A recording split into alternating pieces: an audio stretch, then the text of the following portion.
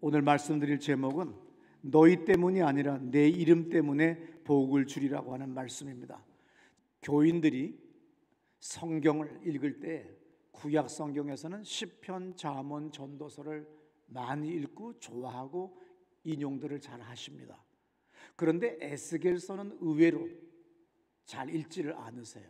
왜냐하면 목사들도 건드리기가 힘든 게 너무 복잡하고, 또 에스겔서를 우리가 이해를 하려면 제사 전승, 성전 전승, 예언자 전승, 또 여러 가지 전승사를 다 공부를 해야만이 에스겔서의 문장들을 해석을 할 수가 있어요. 근데 짧은 단견 가지고, 짧은 신학적 지식을 가지고 에스겔서를 읽으려고 하면 이해가 안 되니까 목사도 에스겔서를 설교를 잘 하려고 하지 않고, 교인들은 더군다나 안 읽지요. 기껏 해봐야 아골골짜기 빈들에 무슨 뼈들이 생기를 얻어 살이 돋아나고 신경이 새로 생겼다고 하는 그 문장 외에는 사람들이 잘 이해를 하지 않습니다. 그래서 성서학자들은 에스겔서는 많은 사람들에게 닫힌 성경이다, 문이 닫혔다는 거죠. 그러나 시편, 잠언, 전도서 같은 성경 말씀들은 많은 사람들에게 열려있는 성경인 거죠. 그래서 이 에스겔서라고 하는 것은 지난주에 제가 11시 예배 때 말씀드렸듯이 17개의 에스겔이 하나님으로부터 받은 말씀을, 예언적인 상징적인 행동을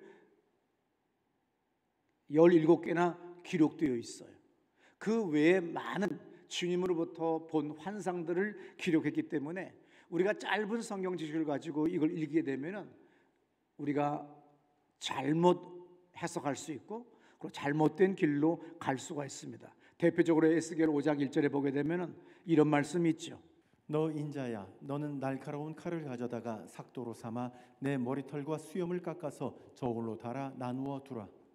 그 성읍을 에워싸는 날이 차거든 너는 터럭 3분의 1은 성읍 안에서 불사르고 3분의 1은 성읍 사방에서 칼로 치고 또 3분의 1은 바람에 흩으라.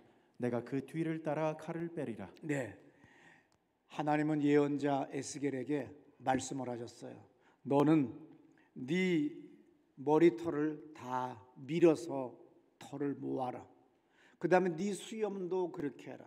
네 몸의 털들 다 해라. 그러니까는 다 했죠. 뭐 겨드랑이 털부터 시작을 해가지고서 다 밀어가지고서 어떻게 하라고? 세 등분을 나눠가지고 하나는 성읍 안에서 불사르고 하나는 성읍 사방에서 칼로 쳐라. 여러분, 얼마나 기괴하고 얼마나 정신 이상자의 행동입니까? 지 털 갖다가 밀어다가 3분의 1씩 정확하게 저울로 달아서 성 안에서 성 밖에서 또 칼로 쳐서 휘날리면 그 털이 무슨 뭐 이쁜 탤런트의 털도 아니고 머리털도 아니고, 이거 옛날 고대 사회의 예언자의 털이라고 하는 건 뭐 제대로 씻지도 않은 것 같기도 하고 뭐 정결하지도 않은데 그런 짓 하면 대단히 혐오스러워요. 그런데 그 이유가 뭐냐면 5장 3절부터 9절에 있어요. 너는 터럭 중에서 조금을 내 옷자락에 싸고 또 그 가운데에서 얼마를 불에 던져 사르라. 그 속에서 불이 이스라엘 온 족속에 나오라. 상징적이라는 얘기죠. 거기에서 그 터럭에서 불이 나는데 온 이스라엘을 불태울 거다. 5절. 주 여호와께서 이와 같이 이르시되 이것이 곧 예루살렘이라. 내가 그를 이방인 가운데에 두어 나라들이 둘러있게 하였거늘 6절. 그가 내 규례를 거슬러서 이방인보다 악을 더 행하며 내 율례도 그리함이 그를 둘러있는 나라들보다 더하니 이는 그들이 내 규례를 버리고 내 율례를 행하지 아니하였음이니라. 그러므로 나 주 여호와가 말하노라.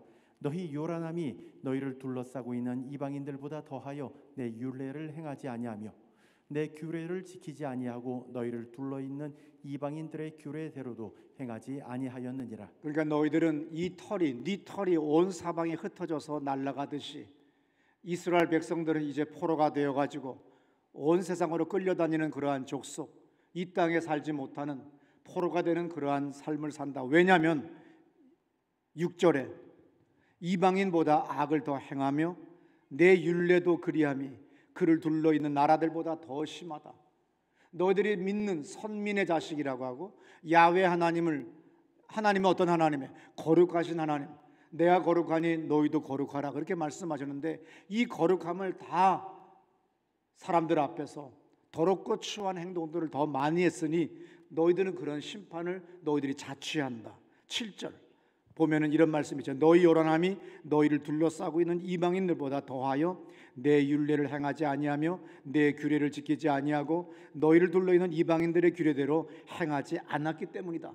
그래서 9절에 전무후무한 징벌을 받는데 어떤 일이 벌어져요?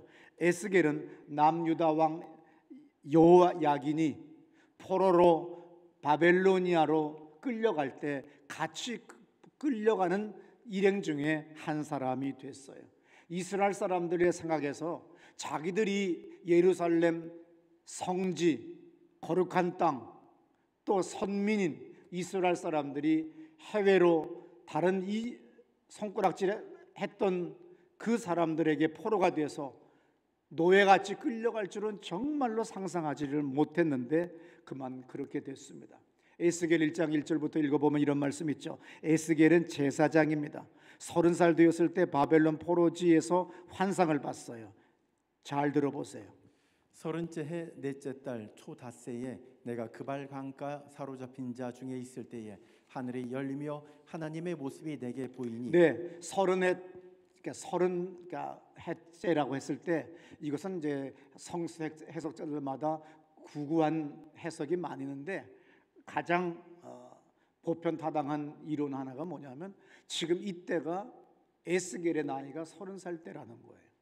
그래서 예언자의 나이는 그 시대에 따라서 우리가 징병할 때 아니면 방위병으로 선정할 때 지원자가 많으면 방위병도 많아지고 지원자가 없으면 방위병이 줄어들고 또 뭐 몇 등급까지 현역을 가야 된다 하듯이 제사장을 맡은 그 가문의 사람들이 많으면 나이를 뭐 30 몇 살까지 하지만 또 어떤 때는 낮을 때가 있어요. 그래서 성경에 크게 3번의 나이가 제사장이 될 수 있는 나이가 나오는데 그 중에 하나가 이 30살 정도 됐을 때의 에스겔의 나이입니다.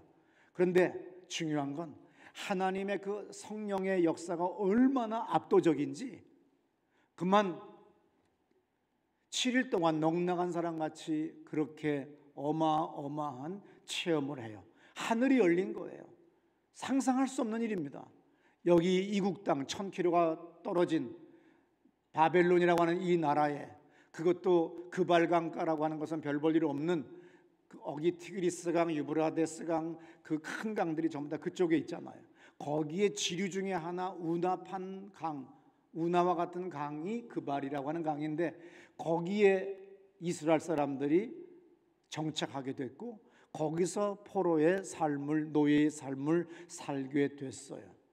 그래서 이제는 하나님은 우리를 버렸고 하나님의 음성을 들을 수 없다고 생각하고 있는 이때에 하늘이 열리고 주님의 권능이 임하는 것을 경험했으니 에스겔 입장에서는 얼마나 충격적인지 이 에스겔이 7일 동안 넉나간 사람처럼 행했다고 하는 장면이 에스겔 3장 15절에 있습니다. 이에 내가 델 아비브에 이르러 그 사로잡힌 백성 곧 그발 강가에 거주하는 자들에게 나아가 그 중에서 두려워 떨며 7일을 지내니라. 예, 7일 동안 정말 떨면서 우리가 성령이 임하면 너무 강하게 임하면 막 떠는 사람이 있잖아요. 뒹구는 사람, 아니면 크게 진동이 임하는 사람, 불이 너무 뜨겁게 임하니까 막 뒹굴는 사람도 있듯이 이 에스겔에게 하나님의 그 압도적인 역사는 너무나 커서 7일 동안 어떻게 할 길이 없을 정도로 얼빠지고 넋 빠진 사람같이 믿지 않는 사람들이 볼 때 그러한 생활을 7일 동안 했었어요. 하나님은 예루살렘 성전에 계시고 언제나 백성들은 하나님 앞에서 은총을 받을 거라고 생각한 것이 이스라엘 사람들의 사고인데 하루아침에 나라가 바뀌어버렸어요. 그 전까지 솔로몬 이후에 이스라엘은 북이스라엘과 남유다로 나뉘어졌어요. 그런데 북이스라엘이 자꾸 남쪽 유다를 침범해와요. 거기다가 또 아람이란 나라까지 같이 힘을 합쳐가지고 남유다 왕국을 침범해 오니까 남유다의 왕 아하스가 아시리아와 동맹을 맺어요. 근데 성경에는 뭐냐면 항상 너는 이방 민족과 동맹을 맺거나 조약을 맺지 말라고 되어 있는데, 이 아하스 왕이 아시리아의 도움을 요청합니다. 이 도움의 요청으로 말미암아 어떤 일이 벌어져요? 문화가 개방되고 문화와 종교가 같이 들어오다 보니까 사람들은 금방 어떤 일이 벌어져요? 항상 강한 나라, 문화가 발달하고 미신이 발달한 쪽의 것이 더 작은 나라에 물밀듯이 가게 돼 있는 거예요. 그러다 보니까 아시리아의 문화와 종교가 들어와요. 이러다 보니까 종교 지도자 왕들부터 전부 다 뭐가 됩니까? 우상을 숭배하게 되고, 그 다음에 여러 가지 죄악의 타락이 선진 발전한 나라의 문화로 말미암아 백성들이 더 타락을 해버리는 거예요. 이래가지고 드디어 하나님의 징계를 받을 정도가 됐어요. 북이스라엘이나 남유다나 전부 다가 하나님 앞에 범죄합니다. 오늘 에스겔서에서 에스겔이 주장하는 것은 뭐냐면 예언의 중심이 하나님의 절대성, 또 한 가지는 뭐냐면 하나님의 거룩성, 홀리니스. 그래서 거룩성, 절대성이에요. 그 전에 다른 예언자는 예를 들어서 아모스 같은 사람은 공의를 정의를 하수와 같이 강같이 그르게 하라고 그랬어요. 그래서 공의, 너희들이 공의도 버리고 그 다음에 정의도 버렸다. 네 마음대로 독선적으로 페류나같이 살아가는데 그렇게 살지 마라. 하나님은 정의의 하나님이다. 공의의 하나님이다. 힘으로 돈으로 권력으로 밀어붙이는 그런 다른 사람을 압제하는 그런 나쁜 짓은 하지 말라고 해서 아모스를 통해서 공의와 정의라고 하는 것이 정립이 됩니다. 그 전까지도 하나님은 당연히 공의와 정의의 하나님이라고 자신을 계시했지만 사람들은 온몸으로 피부로 느끼지를 못해요. 아무쪼록 이 아시리아로 말미암아 더 크게 범죄해서 하나님은 에스겔에게 얘기합니다. 근데 에스겔보다 더 슬픈 예언자는 없어요. 왜냐하면 예레미야와 예레미야 애가를 쓴 예언자 예레미야는 포로기 전 때의 미래를 바라보고 너희들이 포로가 될 것이다. 너희들은 나라가 망해서 다 끌려갈 것이다. 이런 것들을 다 알고서 애통이 울어서 예레미야 애가라고 하는 성경까지 있는데, 오늘 이 에스겔은 하나님이 울지 말라 그랬어요. 그래서 자기 아내가 죽었지만 울지 말라고 했기 때문에 울지 않아요. 아주 이 에스겔은 어쩌면 저럴 수가 있나? 아내가 죽었는데 왜 울지 말라고 했다고 또 정말 안 우냐? 하나님의 은혜가 너무 압도적이면요, 그것은 개인적인 경험이기 때문에 부인할 수가 없어요. 왜 저 사람이 오만 방제하고 이상한 짓 하는 줄 아세요? 예배 시간에 딴짓 하고 앉았고 별짓 하고 앉았는 게 눈에 뵈는 없어서 그러는 거예요. 근데 이걸 딱 경험하면은 꼼짝 못하는 겁니다. 그래서 에스겔이 하나님 앞에 열리는 체험을, 하늘이 열리는구나, 이 이국 땅에, 외적들의 땅에, 이방인의 땅에도 하나님이 나는 안 계신 줄 알았는데 여기에도 계시는구나, 그러면서 주님으로부터 보여졌고 들었던 것들을 기록한 것이 에스겔서예요. 그래서 다니엘서와 함께 가장 환상과 기이한 체험을 많이 기록한 성경이 에스겔입니다. 그래서 하나님의 만난 이 체험이 너무 컸어요. 어떻든 간에 세월이 흘러서 에집트도 망했습니다. 옛날 성경 기독 우리 이스라엘을 중심으로 지난 수천 년 동안 가장 강력한 나라가 당연히 에집트였죠. 그래서 에집트로 식량을 구하러 가고 에집트에서 400년의 노예 생활을 했어요. 그런데 이제 에집트도 망했어요. 아시리아도 망했어요. 이제 새로운 동쪽에서 발흥한 나라 바벨론이라고 하는 나라가 전 세계, 그 시대의 세계관은 중동서부터 아프리카, 이스라엘까지니까 이 세계를 지배한 나라는 바벨론입니다. 이 바벨론의 지배를 받고, 그리고 왕서부터 시작해서 수많은 사람들이 1,000km 이상 떨어진 바벨론의 그발 강가 부근에 가서 정착하는 삶을 살게 됐어요. 선민 이스라엘 사람들로는 도저히 상상할 수 없는 포로의 생활입니다. 성전이 없는 땅에서 예배를 드린다고 하는 건 도저히 용납할 수 없는 거예요. 그런 가운데 만난 주님입니다. 그래서 하나님의 음성을 들었어요. 그것이 36장 19절의 말씀입니다. 그들을 그 행위대로 심판하여 각국에 흩으며 여러 나라에 해쳤더니 네, 행위대로 이스라엘 백성들, 이스라엘의 왕족들, 지도자들, 종교 지도자들, 정치 지도자들, 그들의 행위대로 하나님은 심판해서 각국에 흩으며 여러 나라에 해쳤다. 이것을 상징적으로 예언적 상징으로 예언한 게 뭐예요? 머리털을, 수염을, 온몸의 털들을 깎아가지고 휘날리게 하고 칼로 쳐버리고 그런 이상한 짓을 하게 했어요. 그러면서 여기 우리가 에스겔서를 읽다 보면 지루할 정도로 똑같은 문장이 계속 반복돼 나오는 것이 있는데 62번 반복되는 거예요. 그건 뭐냐면 그들이 나를 여호와인 줄 알리라. 왜냐하면 절대적인 하나님, 절대 주권을 가지고 창조하신 하나님, 이 하나님이라고 하는 것을 알게 하기 위해서 주님은 항상 에스겔의 예언, 대언 말미에 또 아니면 예언 직전에 주님의 음성을 그대로 듣고 그들이 나를 여호와인 줄 알리라고 하는 이 문장이 계속 나옵니다. 6장 10절도 들어보세요. 그때에야 그들이 나를 여호와인 줄 알리라. 내가 이런 재앙을 그들에게 내리겠다 한 말이 헛되지 아니하리라. 15절 또 말씀 듣습니다. 내가 그들을 이방인 가운데로 흩으며 여러 나라 가운데에 해친 후에야 내가 여호와인 줄을 그들이 알리라. 환난과 참담함을 겪은 다음에야 니들이 진정으로 내가 하나님인 걸 그제서야 알 거다. 지금 그 말씀을 하시는 거예요. 사람은 절대로 배부를 때 좋은 집에 살고 비행기도 1등석, 2등석을 타고 다니고 좋은 차를 타고 아니면 좋은 침대에 살고 배가 부르면 고생이 없으면 사람은 눈에 뵈는 게 없어집니다. 그리고 내가 똑똑해서 내가 공부를 잘해서 내가 잘 사는 줄 알지만 세월 지나서 어느 날 깨달아 보면 다 주님의 은혜라는 걸 알게 돼요. 에스겔이 말하는 건 아까도 말씀드렸습니다마는 하나님의 절대성, 하나님의 거룩성 이 두 개인데 이 백성들이 이 죄악이 땅을 더럽혔어요.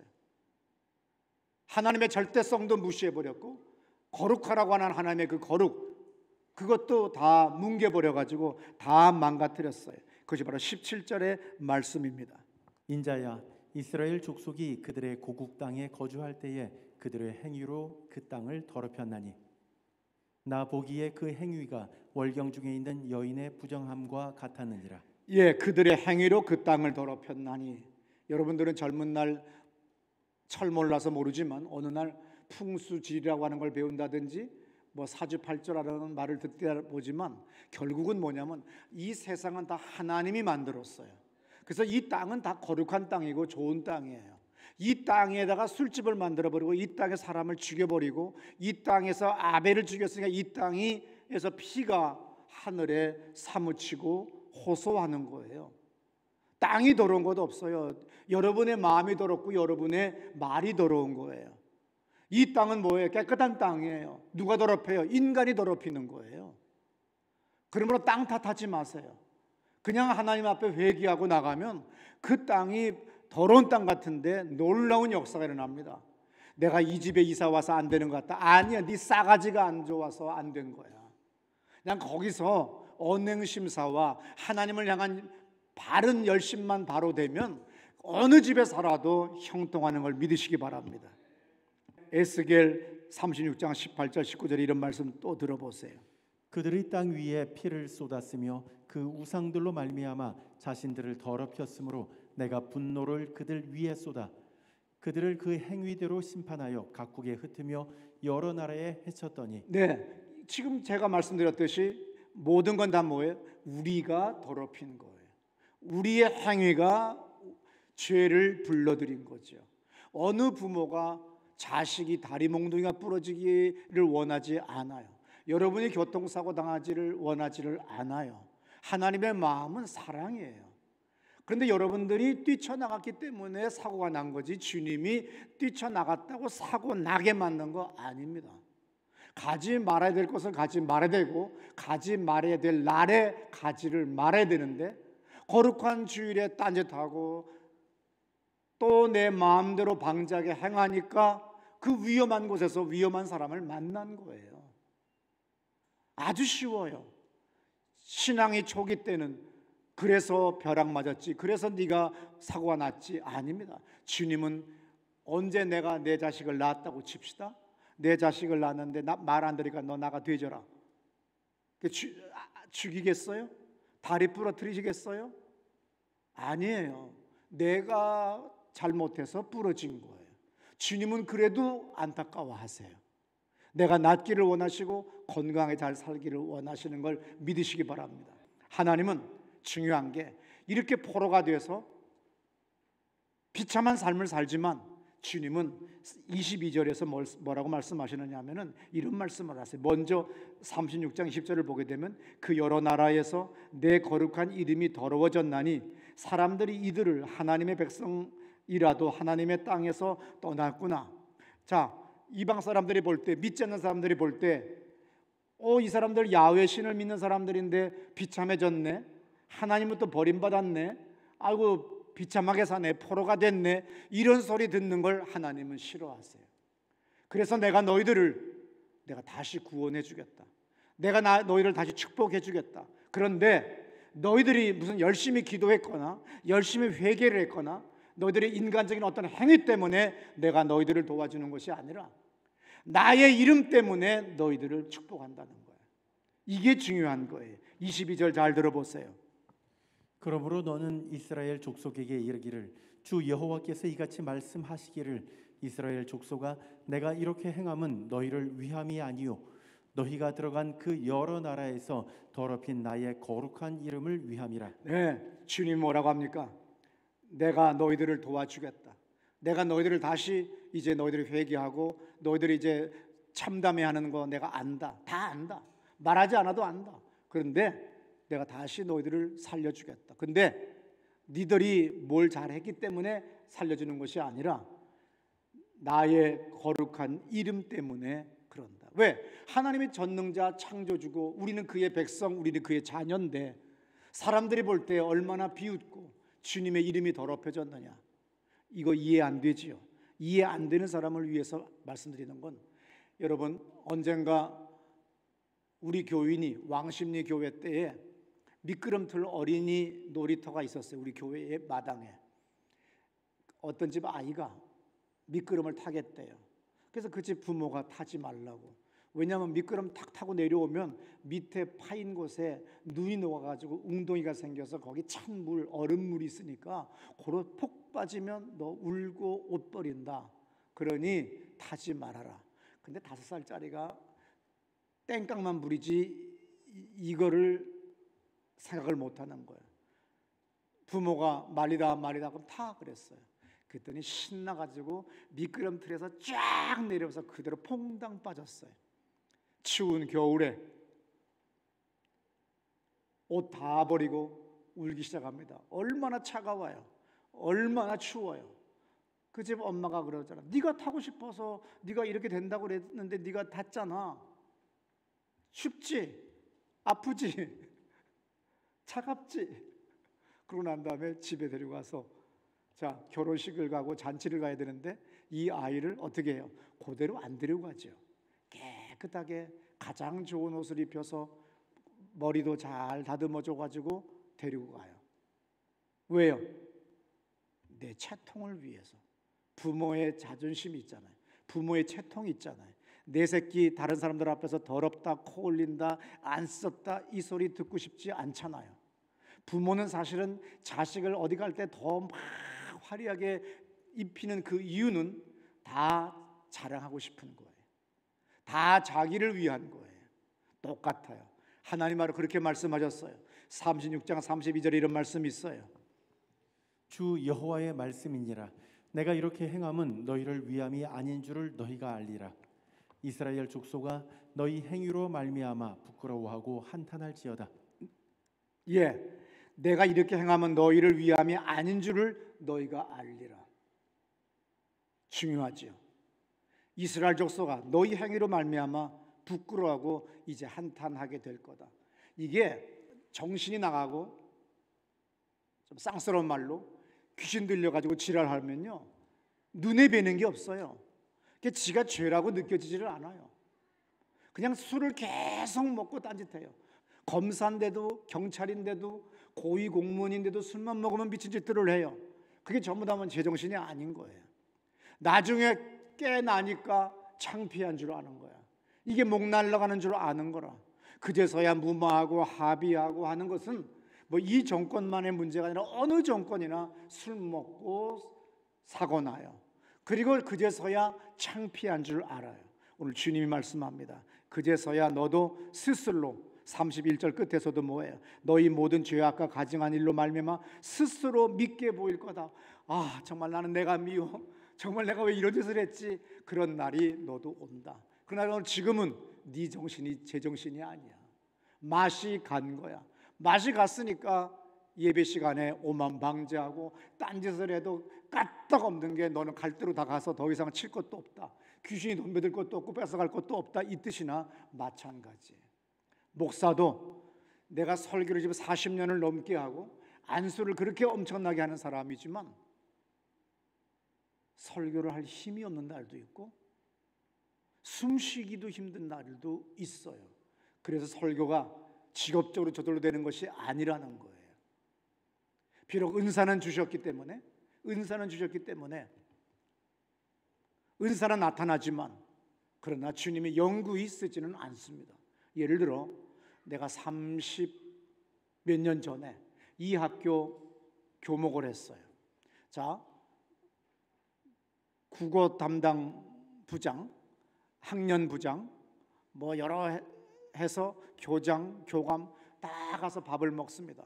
그러면 항상 식당 가면 주류와 비주류로 나눠요. 밥 먹을 때. 왜냐하면 주류는 술 먹을 사람들, 비주류는 안 먹을 사람들. 그래서 이쪽은 술 먹을 사람들은 여기로 모이고 안 먹을 사람은 이쪽으로 모여요.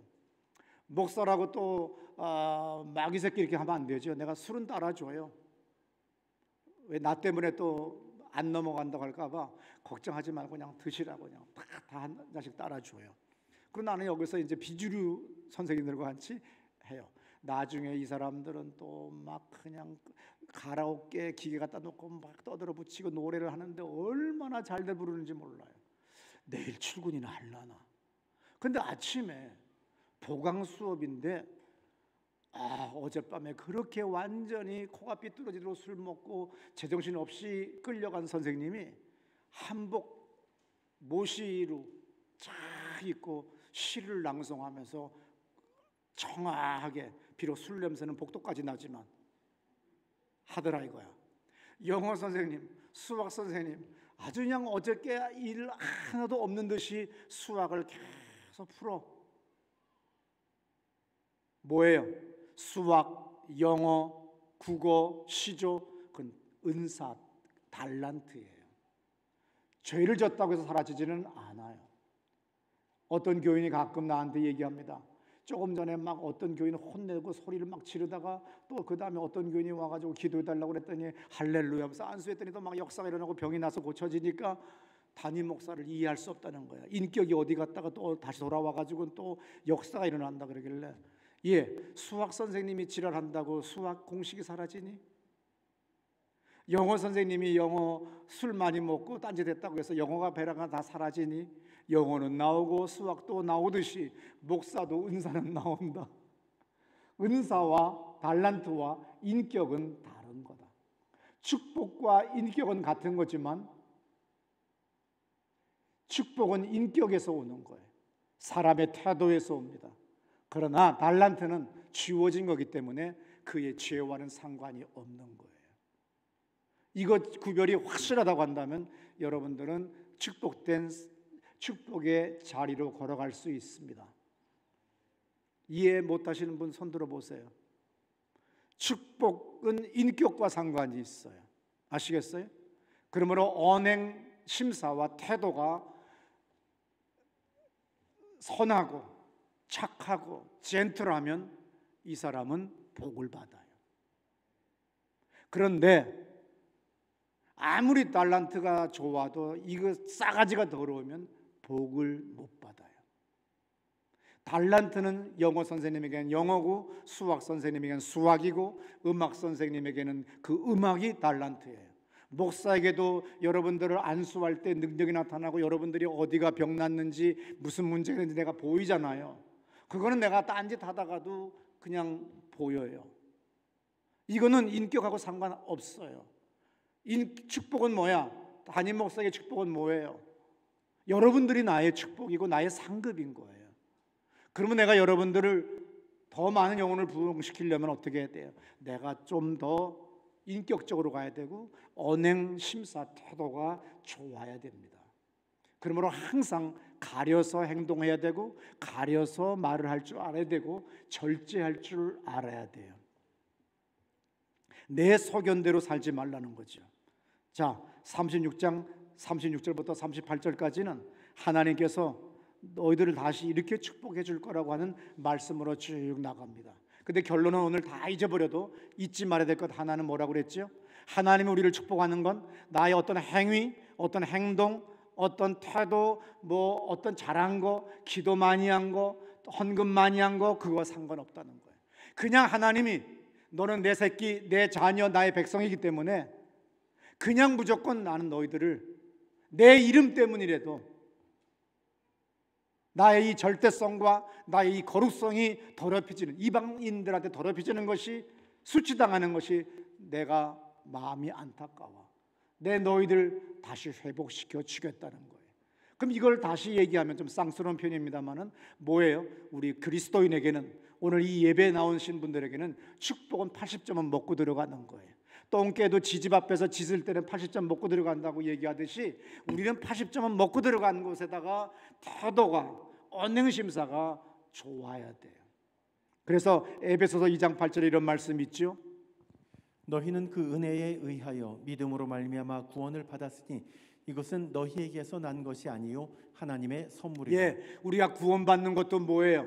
하나님의 은혜로 구원받았지 내가 예수를 먼저 알고 깨닫고 하나님을 먼저 발견한 것이 아니라 어느 날 어떻게 하다 보니까 주님의 이름을 부르게 되고 주 안에 온 거 보면은 나중에 보면 주님의 섭리였고 주님의 계획이었고 주의 은총이었더라는 거죠.